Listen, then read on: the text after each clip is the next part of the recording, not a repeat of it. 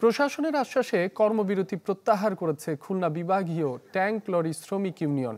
আরও জানাতে সরাসরি যোগ দিচ্ছেন মামুন রেজা। মামুন,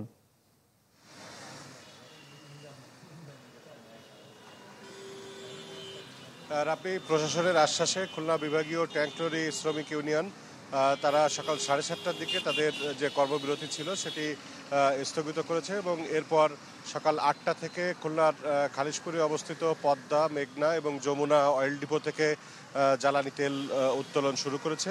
শিয়া বাটার ও ভিটামিন ই সমৃদ্ধ lily glam beauty soap. Lily, always beautiful. Depot থেকে খুলনা সহ পার্শ্ববর্তী মোট 16টি জেলায় আবার জ্বালানি তেল সরবরাহ শুরু হয়েছে।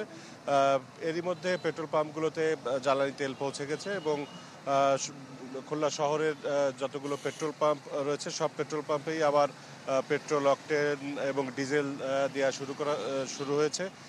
এর আগে গতকাল রাত 8টা থেকে আজ সকাল প্রায় 9টা পর্যন্ত অধিকাংশ পেট্রোল পাম্পই জ্বালানি তেল শূন্য ছিল এবং তখন যারা বিভিন্ন ধরনের যানবাহন চালক রয়েছেন তারা জ্বালানি তেল না পেয়ে চরম বিপাকে পড়েন। তবে সকাল 9টার পর থেকে সেই পরিস্থিতির উত্তরণ হয়েছে এবং পরিস্থিতি এখন স্বাভাবিক হয়েছে।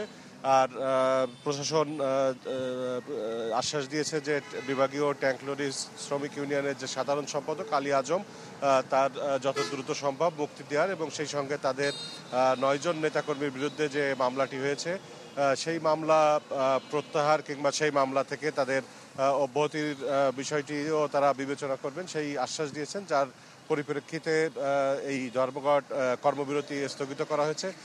তবে শ্রমিক নেতারা বলছেন যদি তাদের দাবি পূরণ না হয় অবিলম্বে তাহলে তারা পরবর্তীতে আবার নতুন করে আন্দোলনে নামতে পারেন। রাব্বি। মামুন, আপনাকে ধন্যবাদ।